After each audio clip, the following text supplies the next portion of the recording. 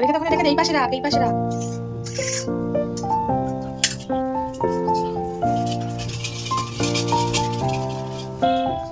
উপরে তারা মা কি সুন্দর করে জামা কাপড় ভাঁজ করছে।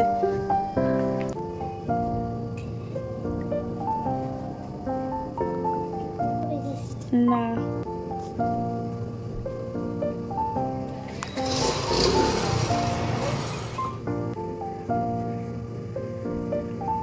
হাতাটা ভাঁজ করো, হ্যাঁ ভালো করে। খুব সুন্দর হচ্ছে।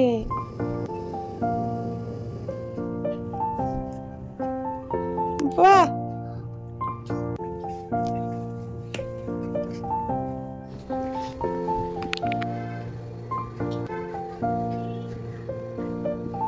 বাহ খুব সুন্দর হচ্ছে। বাহ দেখো বন্ধুরা, তোমাদের মাই কত বড় হয়ে গেছে, জামা কাপড় ভাঁজ করছে এখন। বাহ এটা তো ভাঁজ করা হয়নি, আর ভাঁজ করে দেখি।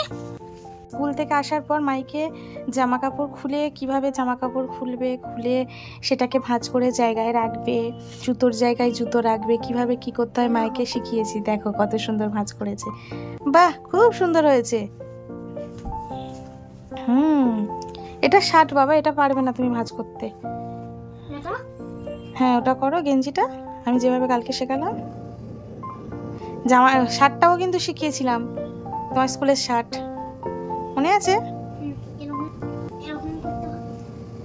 হ্যাঁ হ্যাঁ এরকম রাখতে হবে, তারপর হ্যাঁ। বাহ এই তো মাই বড় হয়ে গেছে।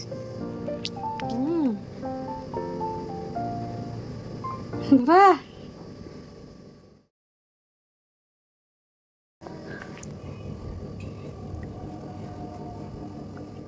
কাল থেকে আমার মায়ের শোনার মনটা খুব খারাপ, কেননা বাবা বাড়িতে নেই, বাবা ট্রিটমেন্টের জন্য তো ভেলোর গেছে, সঙ্গে মাহির নাম্মাও গেছে, আর আমি আর মাহি দুজনেই বাড়িতে রয়েছি।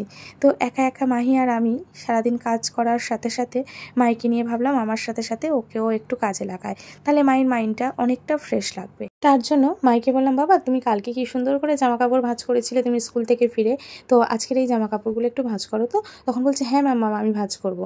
দেখো পারুক আর না পারুক চেষ্টা তো করছে। ডিম ভাঙা, ফ্রিজ খুলে বরফ নিয়ে খেলা করা, তার থেকে তো এই কাজটা আমার মনে হয় অনেক ভালো। এইরকম কাজের মধ্যে আমিও কাজ করব, সাথে ওকে নিয়েও করব, অনেকটা বেটার হবে। এখন দেখো কাজের সাথে সাথে আবার কি আস্তে আস্তে গান করছে। কি গান করছো একটু জোরে জোরে করো শুনি বাবা।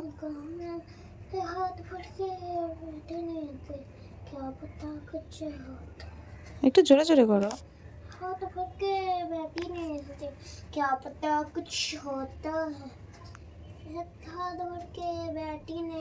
কি হলো, এতে জামা সব উল্টে গেছে। হাতটা সোজা করে, এই যে এইটা তো সোজা করবি পাগলা।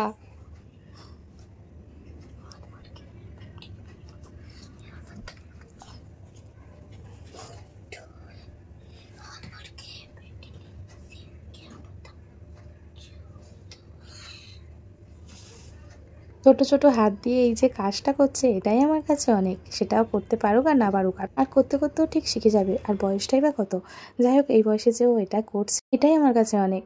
মাঝের মধ্যে না এই ছোট্ট মুখটা দেখলে আমার খুব কষ্ট হয়। মাঝের মধ্যে মনে হয় যে আর সব বাচ্চারা কত সুন্দর হেসে খেলে পড়াশুনো করে, কোনো চিন্তা ভাবনা নেই, কত সুন্দরভাবে বড় হচ্ছে। আর আমার মাহিটা দেখো চিন্তা ভাবনা মানে নানান কষ্টেও রয়েছে। এক একটা সময় বলে মাম ঠাকুর আছে, ঠাকুর থাকলে তাহলে এমন হতো, ঠাকুরকে তো ডাকি, আমার বিশ্বাস হয় না। আবার কখনো ঠাকুর পুজো করা। এই বয়সে ও যে বড়দের মতো এত বোঝে, সেটা তোমরা যদি ওর কথা শোনো তাহলেই বুঝবে। তারপর দেখো সন্ধেবেলা বাড়িতে যেহেতু কেউ নেই, মাইকে দিয়েই সন্ধেটা দেওয়াবো। তবে আজকে মাই প্রথমবার সন্ধে দিচ্ছে, সবকিছুই আজকে প্রথমবারই করছে। তো যাই হোক একটু একটু করে তো শেখাতে হবে, যখন একা থাকবো তখন না হলে প্রবলেম হয়ে যাবে। তারপর দেখো আমি বলে বলে দিচ্ছিলাম, ও একাই করছিল। মাইকে দেখলে তোমরা বুঝবে, একেই বলে বাচ্চা। সত্যি ওদের মধ্যে কোনো পাপ নেই, কোনো কিছুই নেই, এখনো বাচ্চা ভাবটা দেখো। দেখো ধুয়ে নিয়ে চলে এসছে, এসে সঙ্গে সঙ্গে ওই খেলা করতে শুরু করে দিয়েছে। ওকে বলছে এই সন্ধেটা দে, সন্ধেটা দে, ও সে খেলা করতে শুরু করে দিয়েছে। এগুলো দেখলে হাসি পায় না? তো যাই হোক এদেরকেই বলে বাচ্চা। তো এদের মনে কোনো কাদা নেই, কোনো কিছুই নেই। যখন একটু রেগে যাবো, বকবো, তখন রেগে যায়, মানে তখন আর ভয়ে কাছে আসে না, আবার রাগটা কমে গেলে তখন আবার কাছে আসবে। এই হলো বাচ্চা, তাই না? আর বড়দের দেখো না, রাগ হলে বড়রা কি ঝামেলা ঝঞ্ঝট করবে, রেগে আসবে না, ওর দেখে হিংসা কত কি। তো যাই হোক, এইদিকে মাহিকে বললাম যে আমি একটু গঙ্গার জল দিচ্ছি, তুমি ওর মধ্যে গঙ্গার জলটা নিয়ে একটু চারিদিকে ছিটিয়ে দাও। যেহেতু মাহি লেফটি, দেখো লেফট হ্যান্ডে সব কিছু করছে, ডানাতে কিছু করতেই পারছে না। ও লেফট হ্যান্ড দিয়ে, ওই যে দেখো, থাকতে থাকতে সঙ্গে সঙ্গে চেঞ্জ। আমি যতবার বলছি ততবারই ও ওই করছে। মাহি লেফট হ্যান্ডটা সব কাজেই একদম ঠিকঠাক আছে, কিন্তু রাইট হ্যান্ডটা সব কাজের জন্য অপ্রস্তুত হয়ে থাকে, যে কিছুই পারবে না। দেখো ডান হাতে কি করছে, পারছে না, আবার হাসছে। জানো বন্ধুরা, আমার খুব মজা হচ্ছে। আমি প্রথমবার জামা কাপড় ভাঁজ করলাম আর সন্ধ্যা দিলাম। তোমরা কিন্তু কমেন্ট করে জানাবে আমার কাজগুলো তোমাদের কেমন লাগলো। মায়ের এই ভিডিওটা দেখছি আর ভয়েস ওভার দিচ্ছি। এই ভয়েস ওভার দিতে দিতে মায়ের একটা কথা আমার মনে পড়লো। একদিন হঠাৎ করে বসে থাকতে থাকতে আমাকে বলছে, মাম্মা আমি একটা কথা বলবো। বললাম, হ্যাঁ বাবা বলো, কি হয়েছে? বলছে, না থাক বলবো না। আমি বলছি, না বাবা বলো কি হয়েছে। তারপরে বলছে, বলবো। আমি বলছি, হ্যাঁ বলো। বলছে, তুমি কাউকে বলবে না? আমি বলছি, না বাবা কাকে বলবো, কাউকেই বলবো না। তখন আমাকে বলছে, মাম্মা মামার পড়াশোনা ছাড়িয়ে দাও। বলছি, কেন বাবা? বলছে, পড়াশোনার থেকে আমি ক্রিকেটে ভর্তি হব, ক্রিকেট খেলবো আর অনেক বড় একটা প্লেয়ার হব। আমি বললাম, ক্রিকেট খেললে তো তুমি শুধু প্লেয়ার হবে, আর পড়াশোনা করলে তুমি যেটা চাইবে, মন চাইবে, তুমি সেটাই হতে পারবে। তখন বলছে, মাম্মা তুমি বুঝছো না, পড়াশোনা করলে আমার সবে এখনও 1 হয়নি। তাহলে আমি যখন পড়াশোনা করে করে বড় হব, বড় হলে তো সঙ্গে সঙ্গে আমি চাকরি পাবো না। বড় হলে অনেক দিন চাকরির জন্য আমাকে চাকরির এক্সাম দিতে হবে, চাকরির জন্য ওয়েট করতে হবে, সঙ্গে সঙ্গে আমি চাকরি পাবো না। তার থেকে ভালো তুমি আমাকে ক্রিকেটে ভর্তি করিয়ে দাও, পড়াশোনার জন্য এত টাকা খরচাও করতে হবে না, ক্রিকেটে আমাকে ভর্তি করিয়ে দাও। ক্রিকেট খেলতে খেলতে আমি ঠিক একদিন ভালো প্লেয়ার হব, তখন দেখবে মা বেশি দিন লাগবে না, আমি ভালো প্লেয়ার হয়ে যাব, আর তখন তোমারও অত কষ্ট থাকবে না। বলছে, আমার কষ্ট? কিসের কষ্ট বাবা? তখন ও আমাকে বলছে, মামার মতো যদি বাবারও ওরকম হয়, তখন তুমি আমাকে একা মানুষ করবে কিভাবে? আমাকে তো মানুষ করতে অনেক কষ্ট হবে, তোমার অনেক টাকা লাগবে, তখন তুমি কিভাবে করবে মাম্মাম? তার থেকে ভালো হয় তুমি আমাকে পড়াশোনাটা ছাড়িয়ে তুমি আমাকে ক্রিকেটে ভর্তি করিয়ে দাও। আমি তখন দেখবে বড় প্লেয়ার হব, বলে তখন অনেক টাকা ইনকাম করবো, তখন আর তোমার কোনো কষ্ট থাকবে না, কারোরই কোনো কষ্ট থাকবে না। এখন থেকে মাথার মধ্যে এই জিনিসটা না ওর মধ্যে ঘোরাফেরা করছে, আর অনেক চিন্তা ভাবনা করে, অনেক কিছু বোঝে, যে এখন এই পরিস্থিতি, তখন যদি কোনো রকম সমস্যা হয়, বা এখন পড়াশোনা করছি, পরে যদি আমি সেই পড়াশোনাটা মা আমাকে টানতে না পারে, মানে অনেক রকম চিন্তা ভাবনা থেকে অনেক কিছু, মানে এই বয়সে যেটা বোঝে, সেটা এখন ওর মতো বাচ্চাদের বোঝার কথা না। এখন পড়াশোনা করবে, খেলা করবে, বাবা মায়ের আদর ভালোবাসায় সে ছোট থেকে বড় হয়, কিন্তু ও এই বয়সে ওর বাচ্চাদের, মানে ওর তো দেখতে পাচ্ছে ছোট থেকে যে একটার পর বিগত 2 বছর ধরে আমাদের সাথে কি হচ্ছে, প্রতিটা মুহূর্তে সব কিছু ওর কাছে ক্লিয়ার, কোনটা কি, কোনটা কোন রোগ কি হলে কি হয় না হয়, ও সবটা জানে, কোনো কিছু ওকে বোঝাতে হয় না। আর সব থেকে বড় কথা, এখন গুগল আছে, ও কোনো কিছু না, কিছু জানার পর সঙ্গে সঙ্গে গুগলে গিয়ে সার্চ মারে, সঙ্গে সঙ্গে সেই ডিটেলসটা বেরিয়ে আসে, তার জন্য আরও ক্লিয়ার ও, মানে সব কিছু জানে। এখন ও নিজে না ওই ইনজেকশান, ক্যাথেটার, স্লাইন এগুলো দেখতে দেখতে ও নিজে ভয় পেয়ে গেছে।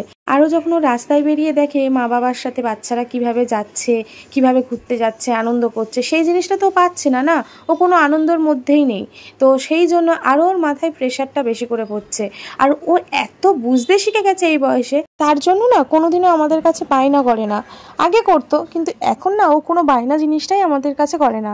এই যে বললাম না, পুজোর সময় একটা দিনও আমাকে বলেনি বা বাবাকে বলেনি যে আমার একটা জামা কিনে দাও। সবাইকে বলেছে, তো কি হয়েছে, পুজো তো কি হয়েছে, আমার তো নতুন জামা আছে, এবারে কিনবো না তো কি হয়েছে, পরের বারে তো কিনবো। ঠিক এরকমভাবে ওর কথা, মানে ওর কথাগুলো শুনলে না এক একটা সময় শান্তি লাগে, যে ও বোঝে, ও বুঝতে শিখে গেছে। কোনোদিন কিন্তু সন্ধে দেয়নি, আজকে কিন্তু দেখো এই প্রথমবারও সন্ধেটা দিল। মাঝখানে বেশ কিছুদিন ঠাকুরের ওপর খুব রেগেছিল, যখন ওর মামার সাথে অ্যাক্সিডেন্টটা হলো সেই থেকে খুব রেগেছিল, তারপরে আস্তে আস্তে ওকে বুঝিয়ে তারপরে আবার ঠাকুরের প্রতি ওর মনটাকে নিয়ে এসেছি। সন্ধে দেওয়ার পর মাইকে একটু পড়িয়ে নিয়েছি, পড়ানোর পর তখন বাজে 9:30।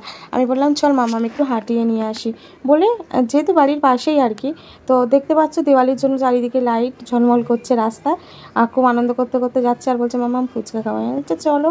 তো গেটটা দেখো, লাইটিং গেটটা খুব সুন্দর, এটা আমাদের কাঠগোলার দিকেই।